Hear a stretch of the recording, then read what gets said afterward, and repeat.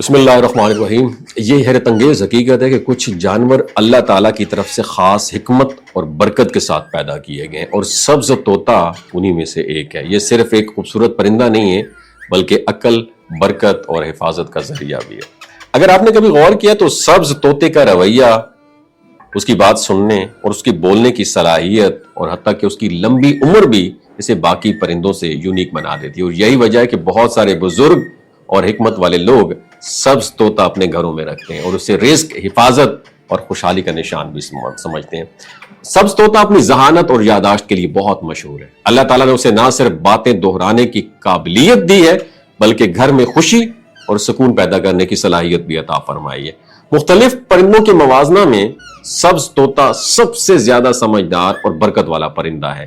چڑیا معصوم اور سادہ ہوتی ہے، کوا مکار اور چالاک، مگر سبز طوطا ان سب میں الگ اور یونیک ہوتا ہے۔ اس کی موجودگی نہ صرف گھر کی رونق بڑھاتی ہے بلکہ جادو، بلا اور بری تقدیر سے بھی تحفظ فراہم کرتی ہے۔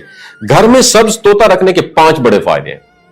پہلا یہ کہ طوطے کے گھر میں ہونے سے جادو یا کسی قسم کے منفی اثرات کی پاسبلٹی کم ہو جاتی ہے۔ دوسرا یہ کہ گھر میں رہنے والے افراد آسمانی یا زمینی بلاؤں سے محفوظ رہتے ہیں۔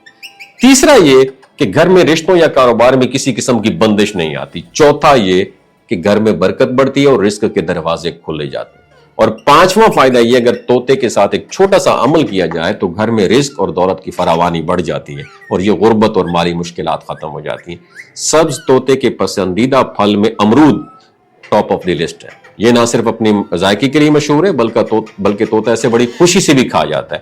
اگر آپ طوطے کو گھر میں رکھتے ہیں اور اپنی استطاعت کے مطابق اس کے لیے موسمی پھل فراہم کرتے ہیں تو یہ جو طوطا ہے نہ صرف اس سے کھانے سے خوش رہتا ہے بلکہ اللہ کی طرف سے آپ کی زندگی میں بھی برکت اور خوشحالی آتی ہے۔ بزرگ کہتے ہیں جو شخص اپنے گھر میں طوطے کا خیال رکھتا ہے اللہ اس کی حیثیت اور توفیق بڑھا دیتا ہے، یہاں تک کہ وہ مالی طور پر مضبوط اور خوشحال ہو جاتا ہے۔ سبز طوطے کے ساتھ اس کی پسندیدہ چیزوں کا خیال رکھنا، اس کے لیے پھل